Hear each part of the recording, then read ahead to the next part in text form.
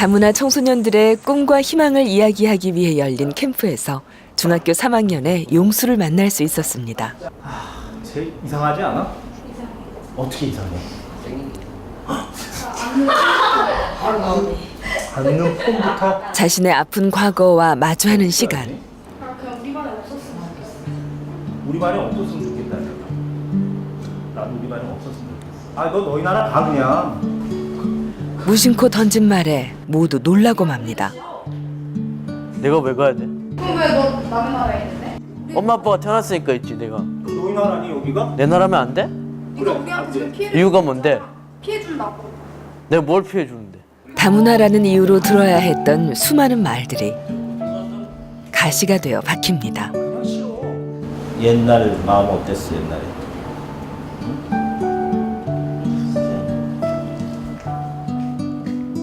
꽁꽁 숨겨두었던 마음을 들켜버린 용수. 친구들의 심한 괴롭힘에 여러 번 전학을 다닐 정도로 학교 생활은 늘 외롭고 힘들었습니다. 그냥 살고 싶지 않았어요 그땐. 자꾸 괴롭히니까. 그 용수가 내한테 그런 얘기하는데 엄마 왜 내가 한국 태어났나 그런 얘기하더라고요. 그래가지고 한국 내가 태어났으면은 이렇게 힘들지 않았을 텐데 그런 얘기까지 하더라고요. 그랬었어요.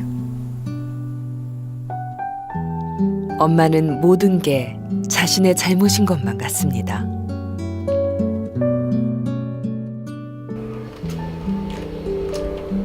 마음을 터놓을 사람이 없어 컴퓨터 게임만이 유일한 친구가 돼버린 용수. 대체 어디서부터 잘못된 걸까요? 언어를 배우는 그 시기가 있다 보니까 그 시기를 어릴 때 부모님과 그 이제 래퍼를 형성하면서 계속 이렇게 키워 나가야 되는데 아버님도 이제 배를 타시고 이제 어머님도 이제 페루에서 오시다 보니까 그런 이제 공백이 컸던 것 같은 생각이 들어요. 그런 소통의 기회가 부족하지 않았는가 다른 학생들에 비해서. 외항 선원으로 오랜 해외 생활을 했던 아빠의 빈자리. 용수는 한국말이 서툰 엄마와 단 둘이 시간을 보내는 날이 많았는데요. 유치원에 가서야 한국말을 배우기 시작하며 언어 발달이 또래보다 늦었습니다. 한국말 거의 못했으니까 어려웠어. 왜 못하게 됐는데? 그땐 한국말도 거의 제대로 못 배우고. 집에서는 한국말 가르쳐주는 사람이 없었어요? 예. 왜요? 아빠는 뭐 그냥 이렇게 하시고 엄마는 뭐 페루 사람에서 뭐 모르겠어.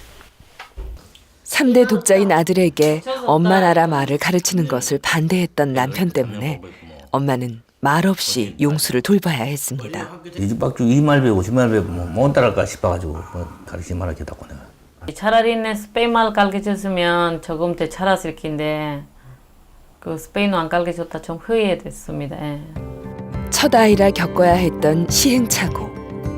이처럼 다문화 가정에서 한국인 배우자가 결혼 이민자의 모국어 사용을 지지하는 수치는 절반에도 미치지 못했습니다. 엄마가 억지로 한국말 해야 한다는 생각을 갖고 있는데 그것이 오히려 엄마의 불안정한 또는 불완전한 한국어로 인해서 아이의 언어적, 정서적 발달에 악영향을 끼칠 수 있다는 거죠. 엄마가 가장 잘 아는, 세상을 이해하는 엄마의 모국어로 아이와 소통하는 것이 가장 좋습니다.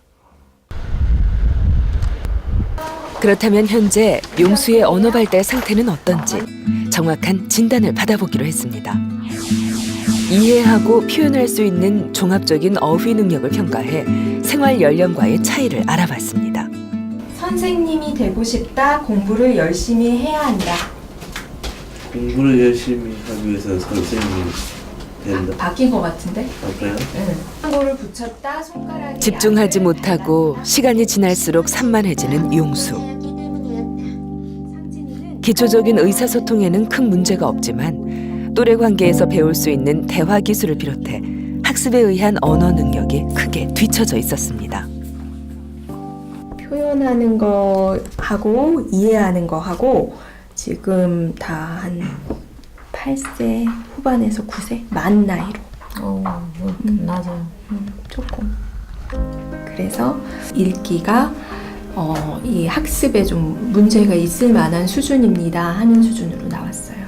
그러니까 100명 중에 지금 용수가 쉽게 말하면 96등 정도 한다. 맞아요. 부족한 건 알겠는데 네. 그만큼 부족하다 몰랐어요. 아, 그러셨구나. 예상치 못한 결과에 충격을 받은 엄마. 언어를 배우는 가장 중요한 유아기에 엄마로부터 충분한 언어 자극을 받지 못한 것이 이유였습니다.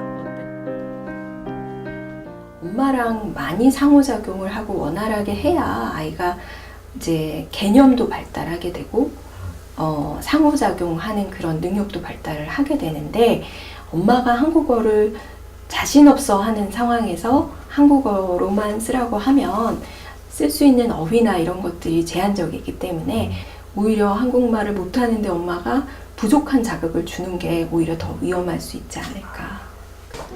사람과 어울리며 자연스럽게 배우게 되는 언어. 하지만 용수처럼 불안정한 성장으로 인해 다문화 아동의 40%가 언어 발달에 어려움을 겪고 있었습니다. 논리력, 사고력, 판단력, 심지어는 수리력까지도 다 언어를 기반으로 하는 겁니다. 엄마의 언어를 갖다가 얘기를 하면 적극적으로 육아를 하고 아이들한테 정서교류도 가능해지고 또 쉽게 아이하고 낯설지 않고 낯익은 환경을 자꾸 만들어주기 때문에 아이 정서적으로도 좋고요. 인지적으로 상당히 좋은 거죠.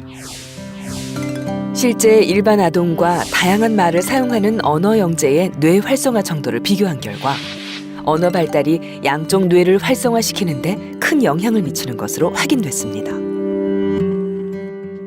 전문가들은 엄마는 엄마의 말을, 아빠는 아빠의 말을 사용하는 것이 정서 발달은 물론 두뇌 발달에도 도움을 준다고 말합니다. 12살 이전에 이중 언어에 노출된 경우 두 언어를 쓸 때 반응하는 뇌의 부위가 같아 두 언어 모두 모국어처럼 유창하게 쓸 수 있다는 겁니다. 초기에는 조금 차이가 있을 수가 있어요. 왜냐하면 언어 혼동이라는 것이 있기 때문에 그 뇌가 같이 성숙을 되기 때문에 최종적으로 보면 오히려 이중 언어를 잘하는 아이들이 언어나 이런 것들에 더 능력이 더 뛰어날 수 있고요. 못 미치지는 않습니다. 용수의 속마음은 어떨까요? 우리 엄마는요. 페루를 잘하니까 자랑스러워. 엄마가 자랑스러워? 아니, 항상 생각. 한 번도 표현해 본 적 없는 페루 엄마를 향한 수줍은 고백. 하나, 둘, 셋. 그동안의 아픈 상처를 치유하고 언어 발달을 돕기 위해 복합적인 검사와 심리 상담이 이어졌습니다. 많은 아이들이 얘기하는 것들을 들으면서 공감을 하는 그 자체가 다양한 언어 습득을 하는데 큰 도움이 될 수는 있을 겁니다. 그래서 1대1 대화보다는 1대 다수 토론식의 훈련들을 한다면 아이가 조금 더 많이 좋아지지 않을까라는 생각들은 하고 있습니다. 차근차근 세상과 소통하는 법을 배워가기로 한 용수. 사람들과 어울려 이야기를 나누며 부족했던 대인관계 기술과 대화 능력을 키울 수 있는 훈련을 시작했습니다.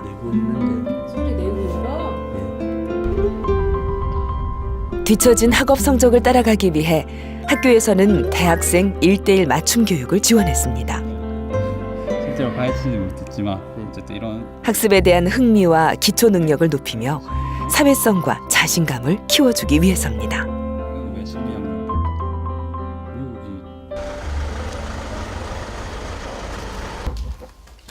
다시 만난 용수는 부쩍 밝아져 있었습니다. 서로를 이해하게 되며 가족 간의 대화도 많아졌는데요. 좋아질 거라는 희망의 끈을 놓지 않습니다. 옛날에 문제 했기 때문에 지금 또 좋아질 수 있다 그런 말 믿는다 내가. 많이 사랑해주고 이제 어릴 때 못했으니까 지금도 열심히 할 거겠습니다. 어차피 내 애잖아요.